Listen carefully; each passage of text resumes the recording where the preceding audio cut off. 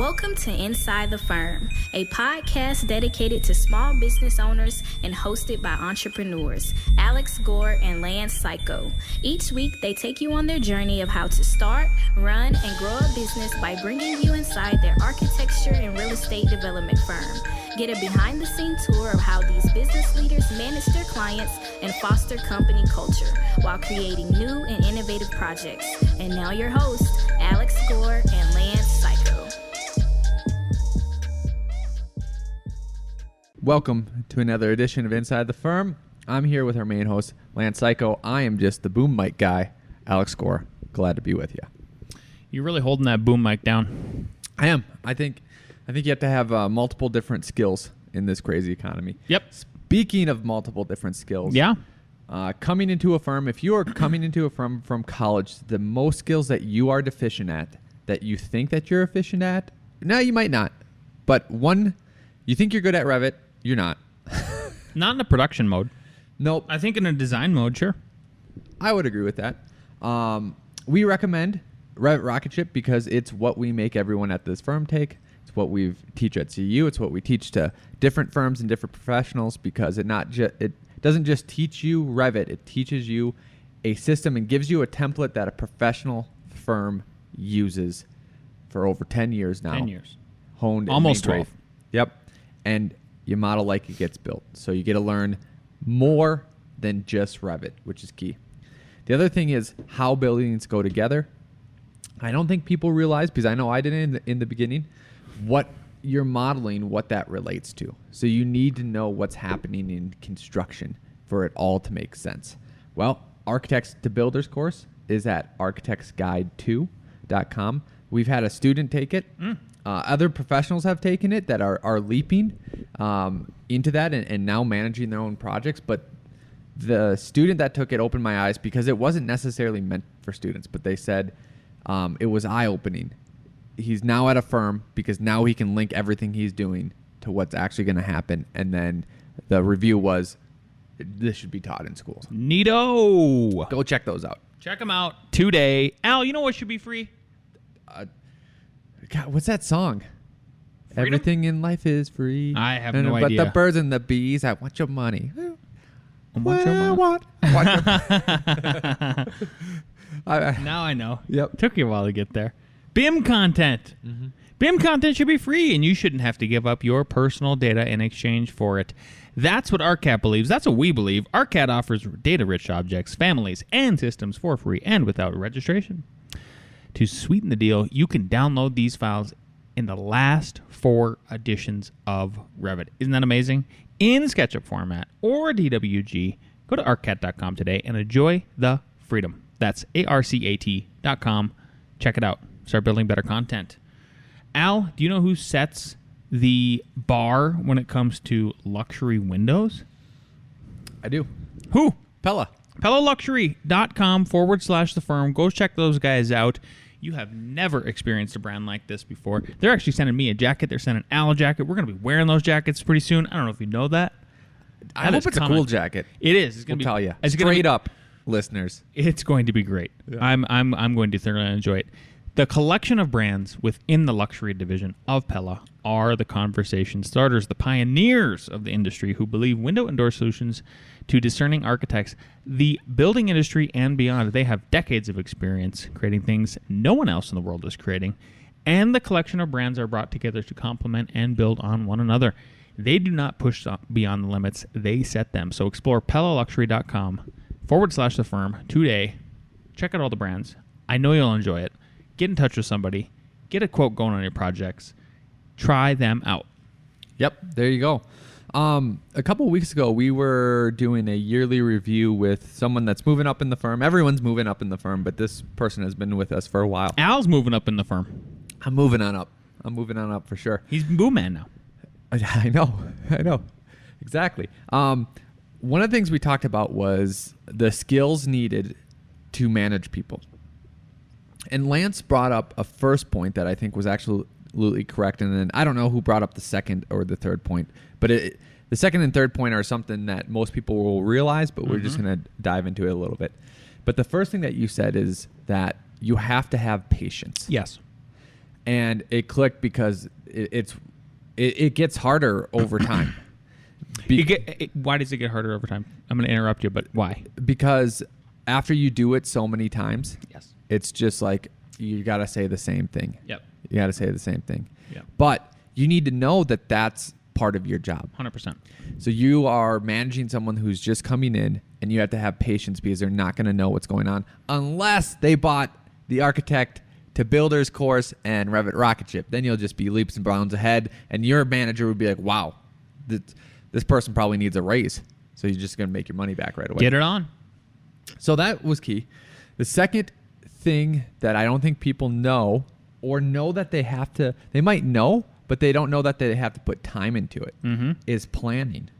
You have to be ahead. You have to always have something on someone's plate ready for them to do. You have to have 2 to 3 things. 2 to 3 projects. Because this is what's because if you only have one, they might do it so quick that you don't have the second one ready. And it doesn't matter if they did it right or wrong. They might do it quickly wrong. Yep. They might just do it quick. So that might happen. So you have to have more than one. Then you might think, oh, I only have to have 2. Well, what if you have that second one lined up, and then all of a sudden the client calls you and says, hey, the bank is giving me guff, or the city just decided to do some nonsense. Put this on pause for a little bit. Now you don't have a second project. So you need a third one. So you always need 3 tasks or 3 projects for them to do to keep them busy, because they get the first one done. All of a sudden you get a phone call. I'm telling you, this stuff happens. All that project's canceled. Oh, at least you have the third one. When you're doing the third one, I'll go back and review the first one that you did, get that one up to speed, and pull another one on. It takes 3. planning. I don't think it's 2. I think it's 3. Yeah, that's what I said. Yep, I know. I'm just to put that in concrete.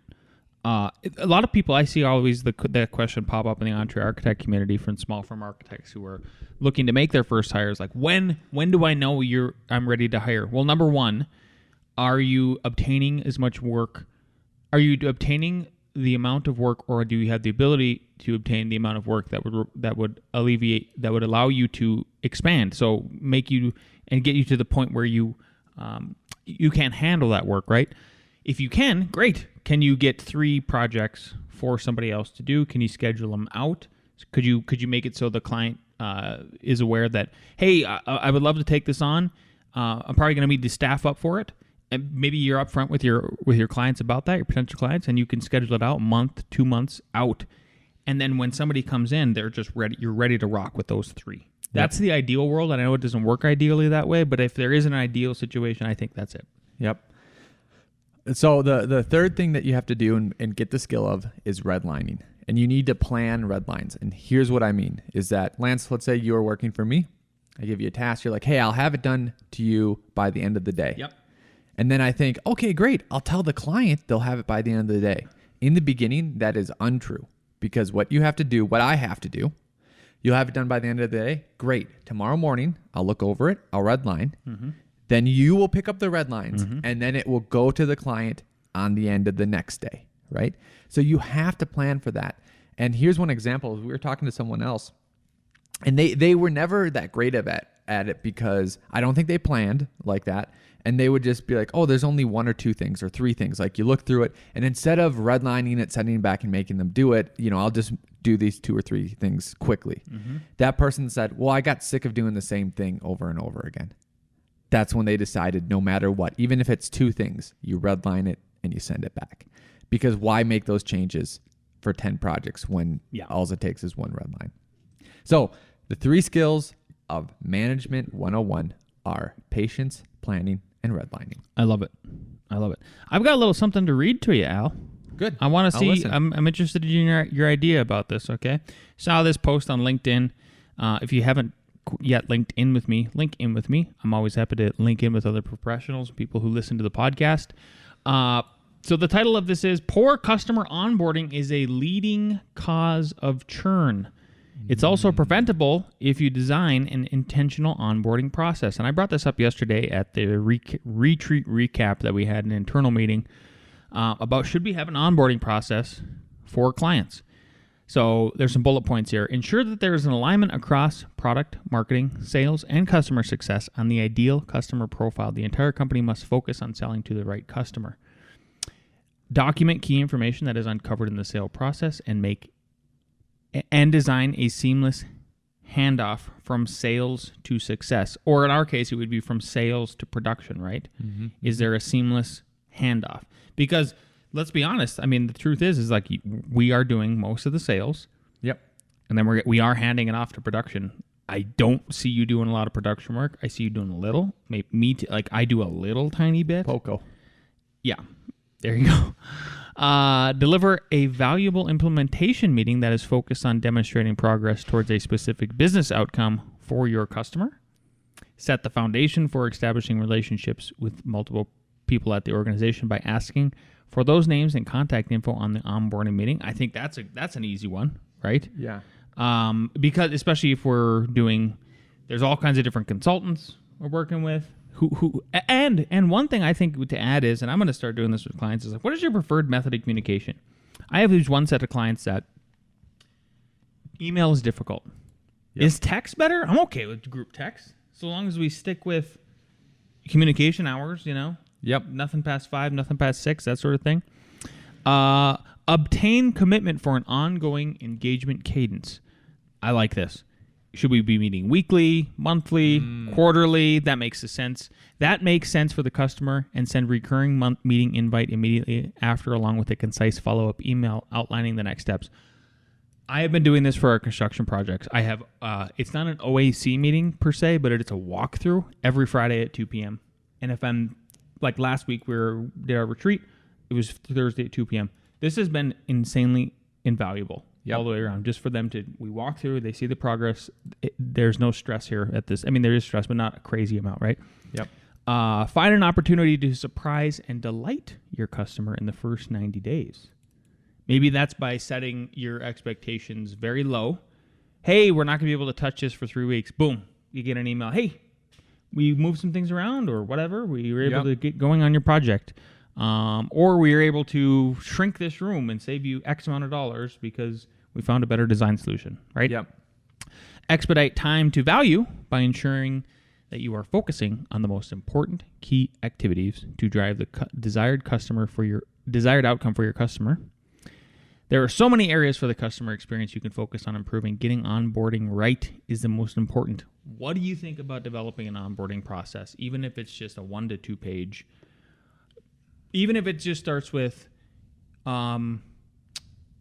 having the client acknowledge, kind of re-acknowledge, like, thanks for signing with us. Take a look at, make sure you take a look at the contract and you acknowledge this is how we're going to move forward. I'm just throwing some ideas out there. And then also maybe it's just like, here's all the key players involved. Yep. What do you prefer? What's your preferred method of communication? And then setting it up where how do you prefer to meet? Weekly, monthly, all that sort of thing. Yep. Just a loose one pager to start with. So I think, Lance, go to your folder structure. Actually, and then go to 210706. It's Subaru Tiny House 2. So in the current projects? Yep. Current projects. In there. Yep. 2106? Yep. 02. 02. 210706. 0706. There it is. Kept written. F9 intake form. So here's my initial thoughts is nice. like there needs to be a balance. And I know we already had this, but it's different what you're talking about. There needs to be a balance between over bureaucracy. Yeah. And being efficient and helping out. So there needs to be a balance. And then now there needs to be not only like, we'll talk about this. We'll talk about this. But wait. Then there needs to be a clear implementation point because there's always a handoff. But sometimes it's just like, here's an example. Hey, I got the project, went to the site, did all this. It's a new build. We have the topo. We have all that. Design a schematic design, like do a layout, right? And someone at the firm is doing it. Well, what if that person then, because it happens, is then the one kind of leading it because they're doing all the designs, and then you skipped having this project handoff, whatever you want to call it, right? Like we need to make a point that happens. that the handoff does happen. That the handoff happens, but what was the other terms that you were saying for this segment? Onboarding. Yeah, just onboarding. Just that word. Onboarding, right? And then if you go back to this, so we've had this. We just don't use it. This firm intake form. We don't use it because I'm gonna record the screen here and kind of show everybody. Yep. Go ahead. Because we used to have two, like, hey, what the city setbacks and codes were and stuff like that, and just people didn't fill it out, right? But I feel like this could be adopted to what you were saying, like contact. Okay, here's the key people, right, involved. The other thing that I like too is like we should almost write down and say, okay, what are your expectations to start building? Put that date in there, and maybe have a checkbox like, hey, could you just go over and check that everything is correct in here? You know, communication. Check. Do you like email? How do you like prefer phone it? call? Do you like, yep. And maybe Even if it's just a half a dozen things. Yep. I think that's all we need. Yep. And maybe it should be right after signing. This gets sent off to them. Yeah. And then you're copying whoever's probably going to be the person doing the Bingo. stuff. That's the kind of way to tackle it, Yeah. I think. So it's more on us than anyone. Yeah, I think it is more. That's exactly why I'm bringing it up, Mr. Gore. Yeah. Yeah. Okay. I'm just going to say that's my homework. Is to fill this out and make it. Is to make this and work with you, obviously, just like we did. Is this the next segment? We get to go right Let's into make it. Let's make it the next segment. No. Yeah. So we're going to make it the next segment, which brings me to, I did complete my homework this week. I'm going to move it around here just so we're staying on top. The executive decision process is finished, and I'm going to pull that up next here so everybody can take a look. And because you were late, your grade cap goes down from 100% to now you can only get 91%. That's so sad. I know. So, like, even if you nailed it, top is 91. This is on I hope you. everybody feels sorry for me. Good. Okay, tell us what this is. And if you are on YouTube, I think that this is cool. The purpose of this is to literally explain and tell our staff we are okay with you making decisions. We are okay for you making decisions. Not only are we okay, please make the decisions. Yep. If I, because we're not always available for whatever various reason. Yep. Right? It's color. Why did you choose green? I like it. I chose green because I went to Canva. Yeah. And at first they had like a little guy down here, and he was looking up and doing this, and he was going, because it was like, can I make this decision? That's why I picked it. Okay. That's it. Okay. Why did you remove the guy? He would have been cool. I couldn't fit the diagram. It would okay. Fair enough. So I made an executive decision. Good. You made a decision. So how? So read this kind of chart for us. So and you know what? Let me just pull up the old one just to refresh everybody real quick. I don't think it could hurt. We get it here. I know I already have the. Yeah. So this is the old convoluted one that I'm pulling up. Oh crap! Now it's in Photoshop, but that's all right. While it's pulling up here, the other one was convoluted, and it didn't make any. I mean, it was just too. It all pointed bureaucratic. To, yep. It all. So the There it point is. of the whole thing was for them to make a decision, and they had to go through a long decision rough. tree to get to yes. They had to go through no to finally get to yes. But It's but what was nice is Alex then dumbed it down, streamlined it. Sure. And here's what we came up with. So it's called Executive Decisions Made Easy. It's a helpful guide. And so basically what we identified is 3 different kinds of questions that seem to come up on projects, right?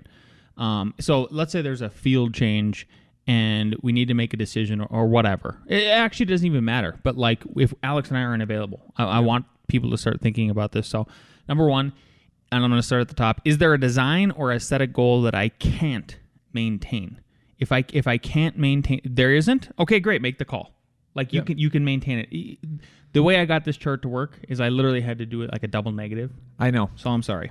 One way I sketched it, I was like, this is going to be you got to figure it out. But Al's dyslexic brain allowed us to get to that double negative. Yeah. Honestly. Yep. So and then. Yes, I can't maintain one. Great, you got to wait then. Simple, right? Yep. Is there a code? These other ones are easier. Is there a code or life safety violation? No? Great, make the call. Yep. Is there one? Yeah. Okay, maybe you should wait, right? It's our insurance on the line. Yep. Third one, is there a cost increase or time delay? Yes. Okay, wait. Is there not one? Okay, great, make the call. Yep. Done. Make the decisions. What do you think? I love it. I love it too. So this is gonna be one of my 2-second things, I think, or Perfect. something like that. Yes. As I think this is the big one. But I think you need to print this out and talk to the construction crew about it too. Dang it! I got more homework. Yeah. He's a teacher. I am a teacher. All right, I think that's a good idea. Yeah. Or I could just text it to him. Save some paper. I'm trying to be sustainable, Al. Good for you. Good for you. Okay, that's now I think we're on to something about you. Are you doing it? Oh, retreat recap. This is I'm gonna still continue here. So still sharing the screen here with everybody. If you're on YouTube, check it out. We had a great retreat. Actually, before we get into that one, I wanted to share a photo with everybody. So this is one of my favorite things that we did, and I think that is critical, and I would highly encourage other people to do something similar, because this is like the meat. Yep. Besides all the personal interaction and getting to know people a little bit better and doing things like activities like fishing or playing in the pool or doing the volleyball thing or eating together as a big group,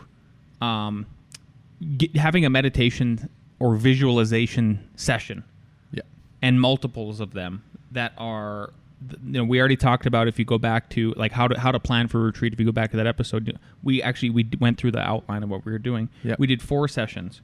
Super.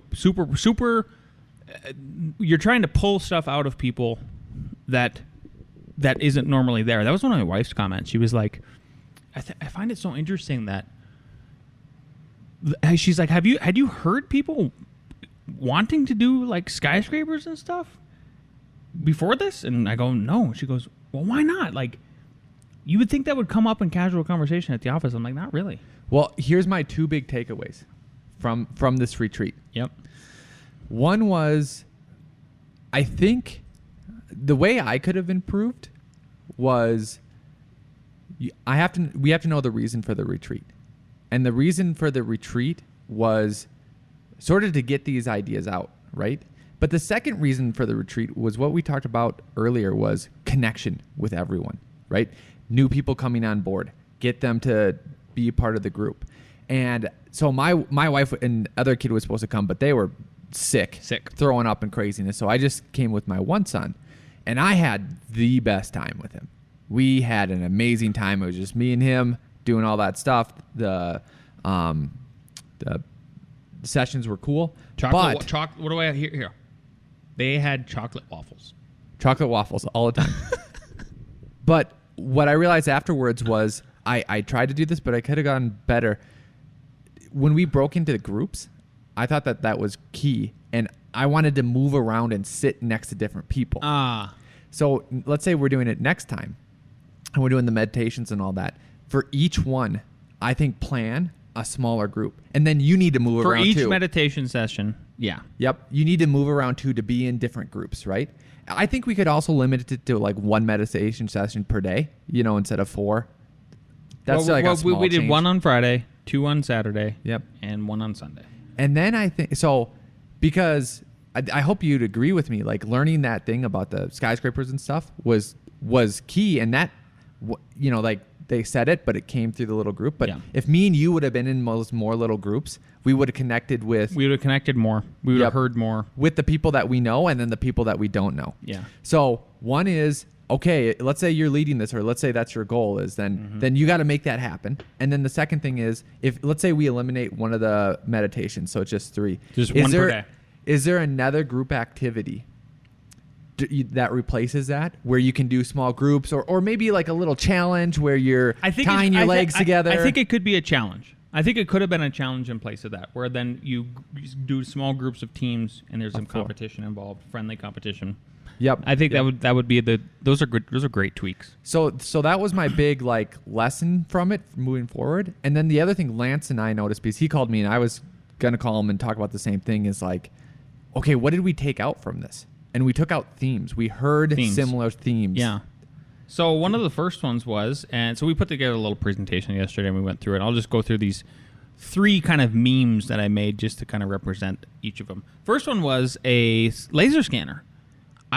We had talked about getting a laser scanner last year at one point to do as-builts, to get that point cloud, and then semi-automate the process a little bit more. That came out again, and then we brought it up and talked about it yesterday, and we're going to start moving forward with 2 companies to interview them and see what they can do for us. Yep. And how it would work. Yep. So we did do a little bit of math, just so everybody knows, and kind of tried to understand like what it costs to what it's going to cost, what the recoup is going to be. I think it makes sense for us. We talked about it further this morning. The other one was sustainability in nature. Yep. And the way that came out is people literally did a magazine cover of a project. And then during one of the sessions, people visualized the project. And I would say over half of them, or maybe even a majority of them, but at least half of them, the main thing that they said was something about connection with nature or sustainability. So Lance and I broke that into 2 areas. Hey, how can our firm do that? And one is, how can we internally do that? If this is what we want, we should make sure that we are doing it right. Yes. Recycling, energy efficiency, offsetting, all those different things. I thought about it even further last night, too, about this point, and how the idea was, I think I was like, do opposites attract? I don't think so. I actually think there's a certain amount of likability, right? So similarity, rather, that draws you to people, right? Like, would we be friends if we weren't in architecture class? Probably. Like, how would we be even met? For example, like that. My wife and I had kids of the same age, right? And that's how we met, right? You and Annie love books, right? Stuff like that. Yeah. So we're trying. So if we are making ourselves sustainable, I think and we live that lifestyle professionally in our office. Then once we project outward with our webpage and just how we market, I think we're going to attract those kind of people in. That was the idea. I really like that. I thought about this a little bit more last night too. So normally, you know how we used to have a tiny office and we used to hate when product reps would give us stuff, right? I'm changing slightly because of a couple he's things. just blowing my mind. Right? One are these sound panels, right? Because I've been able to talk to... Game changer. Yep. Super helpful. And literally just point like, oh, like that. They look like that. And they're like, oh, okay. Yeah, that's cool. I see where you're going. Another one was, how do you feel about exposed steel beams? And then I point like that one. Like literally right there. Or glass garage doors. I've literally pointed at that one. Pella's going to give us some cuts, right? Which I think will be helpful too. Like, hey, just pick, like, here's the wood versus the aluminum versus the, whatever. So this is the idea of last week. I don't know if a company would do this like Namaste Solar, who does a lot of our solar. Shout out. Guys, I think it'd be helpful. Like, what if you guys put an array of 8 panels, literally give them to us, and then hook them up. I don't know how you have to do it to... Whatever. Somebody smarter than us figure it out. But like, I literally think it would help. I like where you're going with it. Well, that was the idea. I think you should give it Jason that, because that was so on this sustainable note, there was multiple ideas that came out during this sort of a recap session that we had with staff. The biggest thing is we're like, okay, I think there's 3 committees you guys should form. Please meet on Monday, form the committees, and let's try to touch base once a week and see how you're moving ahead with simple stuff like above the recycling bin. What should you actually be putting in the recycling bin? Yep. Is there another way for the electricity? How do we offset that? I think we can buy renewable credits or something like that. And then the other one, so to kind of circle it back here on, is products. And one of our employees was like, I feel like we could be more knowledgeable about products. Great. Get on the phone with product reps. Like once a month, why aren't we doing an F9 lunch and learn? Yep. And then we could bring those, and then we could then I'm okay with it. We have this huge shop down here. Maybe it does become a little bit more showroomy. Yep. You just have some samples here and there. Yeah. We used to have Bill's shelf. That's product shelf now. Yeah. Exactly. Anything else on the sustainable tip? I don't think so. Nope. And then other people came up with different ideas and things like that. Yeah. The last one was the big projects. I mean, hindsight's 20/20, but I did expect some sustainability talk. I did not expect the laser, but I truly didn't expect the amount of enthusiasm and just people thinking about future projects and considering like as far as pie in the sky thing of what about a skyscraper? What about a giant project? And how do we manifest that? Yeah. So then we basically asked them, what is their ideas for that? If you really want that, how do we move in this way? And the ideas started to churn. So the key of kind of this whole segment is at the end of the treat, don't let the lessons you learn die. You got to implement them. You got to keep moving forward. Look for the trends that you hear from your staff. Yep. Try to identify them and then have a recap and a plan of action afterwards, because it's not cheap to do these retreats. No. So no one was. And then speaking of two things, just because this is kind of our meeting. Do you think, let's say they were willing to do that, Namaste Solar. Yeah. Do you think it would just literally be like some panels that we place along, like on their own thing on the ground? Or would we build something that could hold some of them, like a shade structure, and they put them on that? Well, I'm open. I don't know. They could do vertical ones too. Like on that building you hate in Denver. I wish I could pull it up. Oh, yeah. You know what I'm talking about.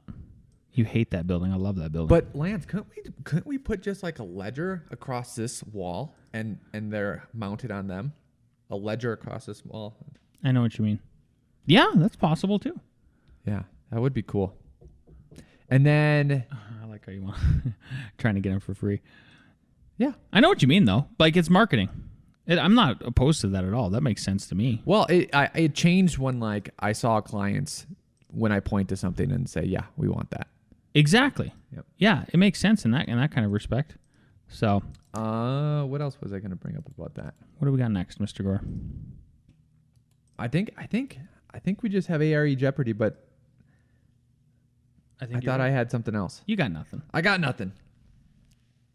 Let's bring down the crew for A.R.E. Jeopardy. Bam.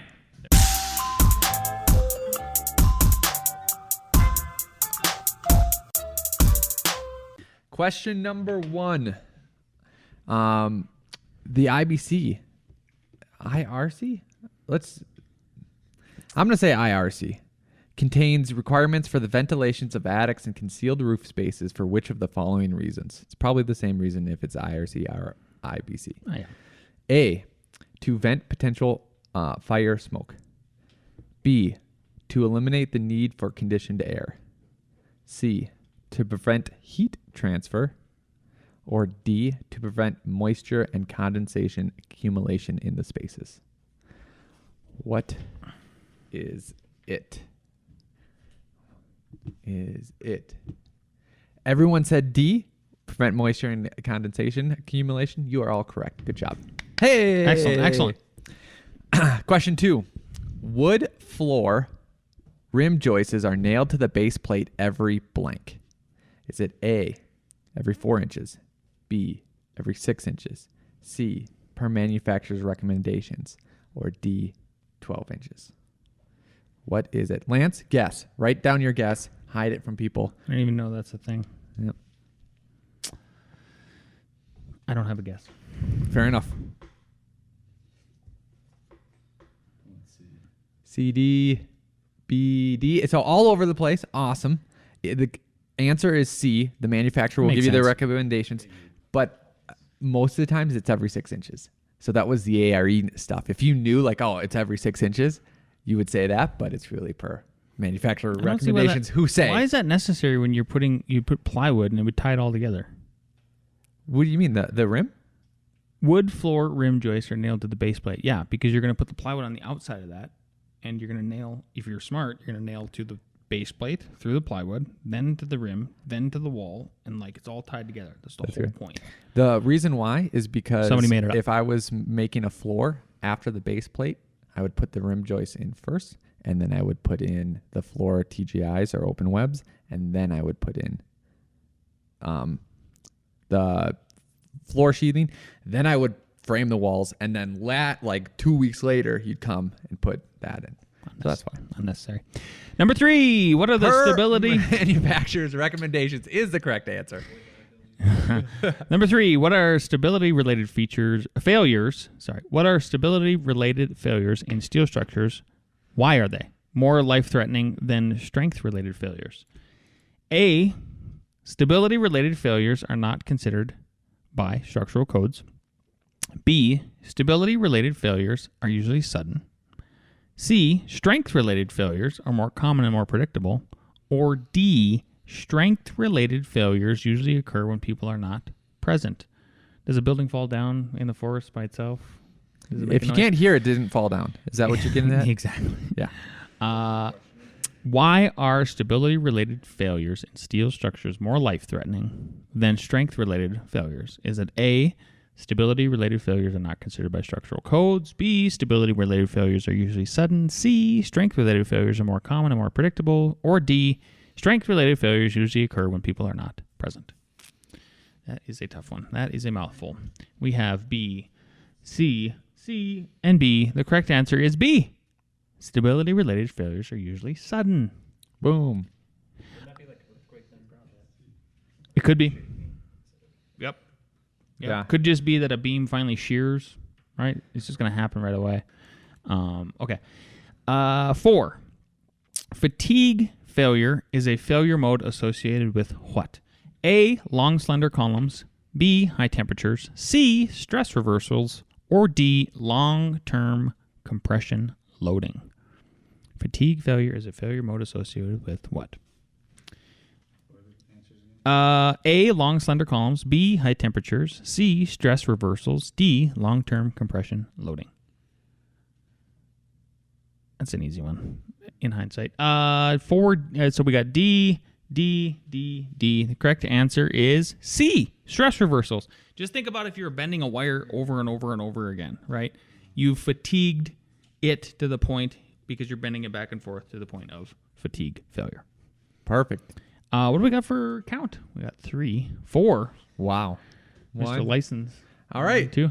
Tyler, you win. Where are we going to eat? Alice's, because On to Al Alice. picked it. Yeah. Nice. Take us out. If you are watching this on YouTube, make sure you smash that like button, hit that subscribe, leave us a comment, and if you're listening terrestrially on Spotify, YouTube, or iTunes, or any other one, leave us a 5-star review. We will see you next week.